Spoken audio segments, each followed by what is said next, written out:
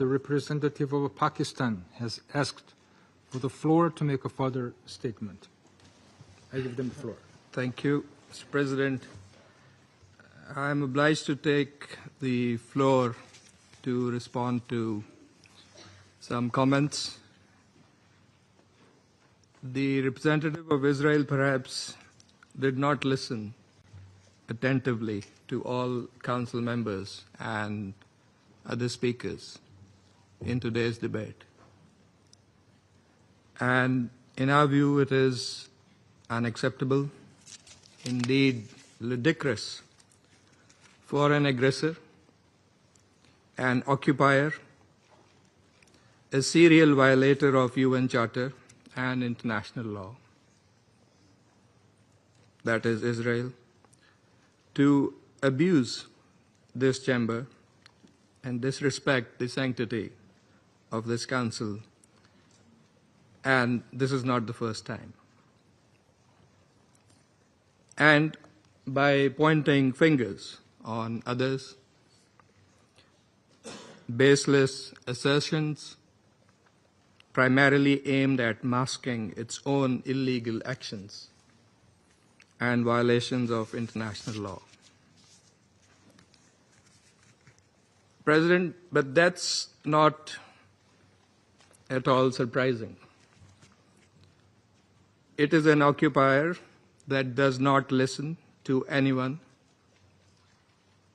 that does not pay heed to any advice, even from its friends, if there are any left, that refutes, and not just refutes, it threatens members of the international community, international media, international human rights and humanitarian organizations, doesn't listen to the ICJ or the ICC, and threatens the UN and its senior officials. And it does that with impunity, shielded by its apologists who time and again acquiesce in its illegal actions and defiance of the international community. And like all occupiers, despite being the aggressor, it feigns and plays the victim. But today it is totally exposed.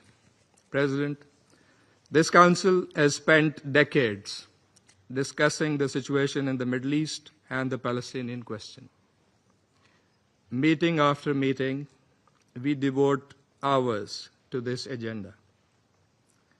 It is not because of anyone else. It is because of Israel that refuses to vacate its illegal occupation and that blatantly violates the resolutions of this Council. It's because of that we have these discussions. Israel also chose to refer to an unrelated incident and make misleading remarks regarding Pakistan in an effort to justify its own illegal actions and violations of international law. Pakistan's position on that incident has been clearly stated and is publicly available. The international community is well aware of Pakistan's frontline role and sacrifices in the international community's fight against terrorism. The entire world, including our partners, acknowledge that Al-Qaeda was largely decimated due to Pakistan's counterterrorism efforts.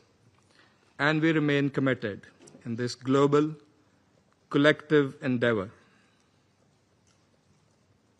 We cannot accept insinuations from an irresponsible rogue state that is, in fact, the perpetrator of worst kind of state terrorism that we are witnessing in Gaza and, in fact, in the occupied Palestinian territories for decades.